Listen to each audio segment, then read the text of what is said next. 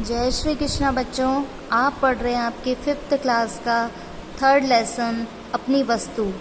आपको मैंने बताया था इस कहानी में कि 2 भाई हैं और दोनों भाई एक दूसरे से ज़मीन पर अपने हक के लिए झगड़ रहे होते हैं। एक भाई कहता है कि ये ज़मीन मेरी है और दूसरा कहता है ये ज़मीन मेरी है, और दोनों भाई गुस्से से लाल पीले हो रहे होते हैं। और उस समय महात्मा जी वहाँ से निकलते हैं और वो दोनों से पूछते हैं कि भाई क्यों लड़ रहे हो। तब दोनों भाई बताते हैं कि हम अपने ज़मीन पर अपने हक के लिए लड़ रहे हैं। ये भाई झूठ बोल रहा है। एक भाई दूसरे को झूठ बताता है और दूसरा भाई पहले वाले भाई को झूठा साबित करता है। तब आगे महात्मा जी क्या कहते हैं। महात्मा जी ने शांत भाव से फरमाया, तुम दोनों ही इस भूमि को अपना कहते हो और अपने अपने पक्ष में दलीलें देते हो। ऐसे तो इसका निर्णय कभी नहीं होगा, इसलिए अच्छा यही रहेगा कि जिस भूमि के लिए तुम दोनों मरने मारने पर उतारू हो, उससे ही यह बात पूछ लो कि उसका असली मालिक तुम दोनों में से कौन है। वह स्वयं ही इस बात का निर्णय कर देगी। अब महात्मा जी ने क्या कहा कि तुम दोनों ही इस भूमि को अपना कहते हो। तुम कहते हो मेरी भूमि है, मेरी ज़मीन है, और ये भी कहता है मेरी है। दोनों अपने पक्ष में दलील देते हो, अपनी अपनी बात को सही साबित करते हो। ऐसे तो इसका निर्णय कभी नहीं होगा, कभी इसका फैसला नहीं हो पाएगा। इसलिए अच्छा यही रहेगा कि जिस भूमि के लिए तुम दोनों मरने मारने पर उतारू हो रहे हो, मतलब जिस ज़मीन के लिए तुम दोनों भाई मरने मारने पर उतारू हो, उससे ही यह बात पूछ लो कि उसका असली मालिक तुम दोनों में से कौन है। इस ज़मीन से ही पूछ लो ना, जिस ज़मीन के लिए तुम एक दूसरे से लड़ाई कर रहे हो, उसी से पूछ लो कि उसका असली मालिक तुम दोनों में से कौन है। वह स्वयं ही इस बात का निर्णय कर देगी।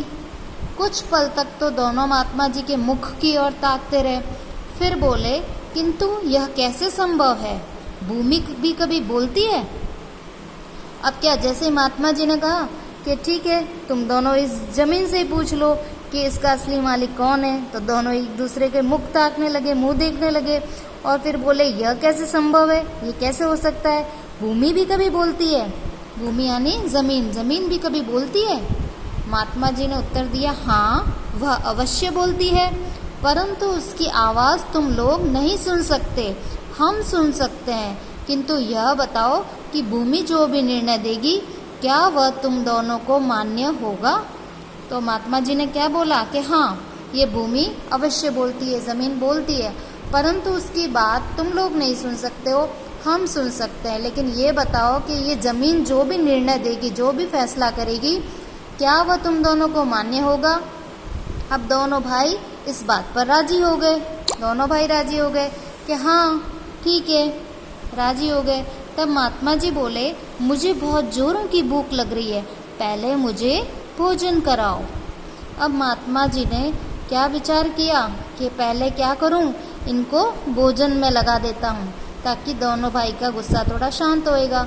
तो उन्होंने बोला कि मुझे ज़ोर से भूख लगी है, पहले मुझे भोजन कराओ। वे बोले, भूमि का निर्णय हो जाए फिर आपको डट कर खाना खिलाएंगे। दोनों भाई क्या बोले कि पहले ज़मीन का निर्णय कर लेते हैं, ज़मीन का फैसला कर लेते हैं, उसके बाद में आपको डटकर खाना खिला देंगे। तो महात्मा जी ने क्या कहा, भूमि का निर्णय तो हो ही जाएगा, वह कहीं भागे थोड़े ही जा रही है। पहले भोजन हो जाए ताकि मन मस्तिष्क कुछ ठिकाने आए। अब महात्मा जी ने क्या कहा कि हाँ, भूमि का निर्णय तो हो ही जाएगा, ज़मीन का फैसला तो हो ही जाएगा, ज़मीन कहीं भागकर थोड़ी जा रही है। पहले तो भोजन हो जाए, पहले अपन खाना खा लेते हैं, ताकि मन मस्तिष्क कुछ ठिकाने आए, ताकि अपना मन और अपना मस्तिष्क, अपना दिमाग कुछ ठिकाने आ जाए। मतलब होता है ना कि जब अब कभी हम झगड़ रहे होते हैं तो घर वाले कहते हैं कि चलो छोड़ो छोड़ो, पहले अपन कुछ खाते हैं, कुछ क्या लड़ाई करने बैठ गए तुम लोग। हाँ, मम्मी पापा कैसे मनाते हैं आपको कि चलो पहले कुछ खाते हैं, कुछ क्या लड़ने बैठ गए।